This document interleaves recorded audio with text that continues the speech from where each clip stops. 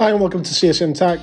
Today we're going to be speaking about SMART and S.M.A.R.T.E.R targets. We all know that when we are aiming to achieve something that appears to be a huge task, it's far less daunting to approach it by a step-by-step plan. This enables us to see progress being made, no matter how small, which results in a sense of motivation, achievement, and overall a can-do attitude. Breaking down into smaller steps also means that when we have a setback, it feels less like we've failed, and a setback is insurmountable. So what is a SMART goal? Well, goals are part of every aspect of our lives and provide a real sense of direction and motivation. By setting goals, we're providing ourselves with a target to aim for. A SMART goal is used in order to guide that goal. SMART acronym stands for specific, measurable, achievable, and realistic, and timely. And therefore, a SMART goal incorporates all these criteria in order to help focus our efforts and increase the chance of achieving our goal. To make a goal specific, we can ask the 5 W's: who, what, where, when, and why.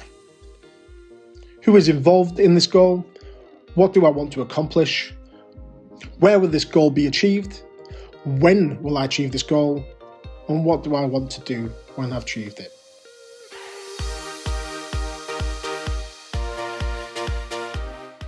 For measurable, we have to have some criteria to measure the progress of their task.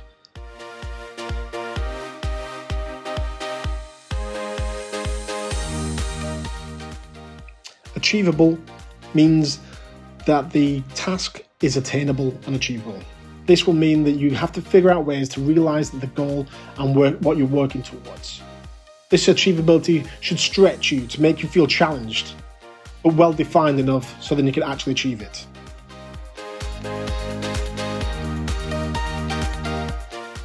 Be realistic and relevant.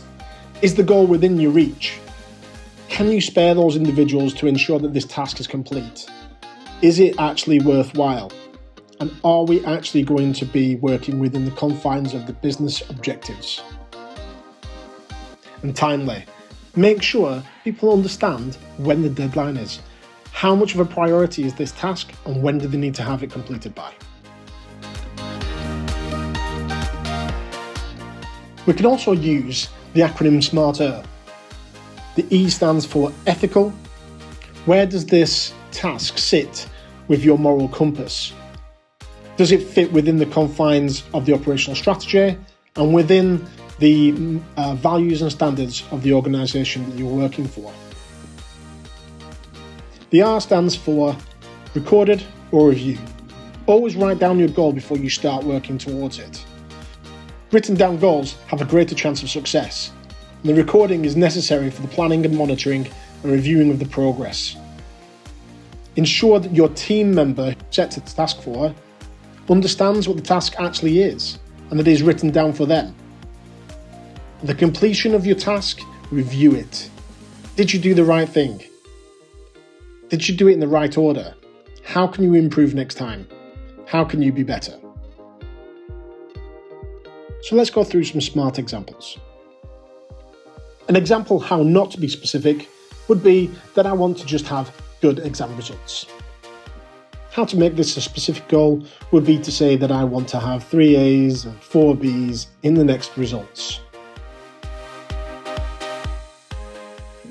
How not to be measurable would be that I just want to score lots of baskets in this next game.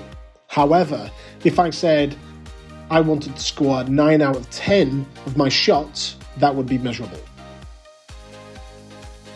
How not to be attainable would be I want to be Superman. By the way, I actually do want to be Superman.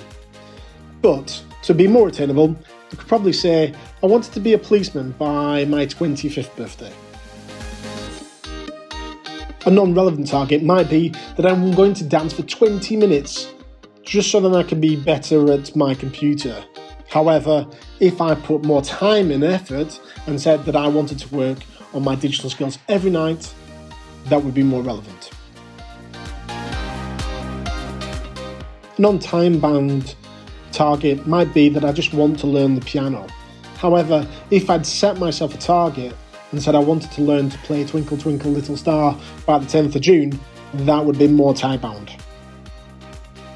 So how can I use SMART targets more effectively? Well, we should be encouraged to start with just a regular goal. For example, we might want to just improve our essay structures. Therefore, we should just add context that it should be SMART by adding the specifics, making sure it's measurable, ensure it's achievable, check that it's relevant, and that it should be done in a certain time period.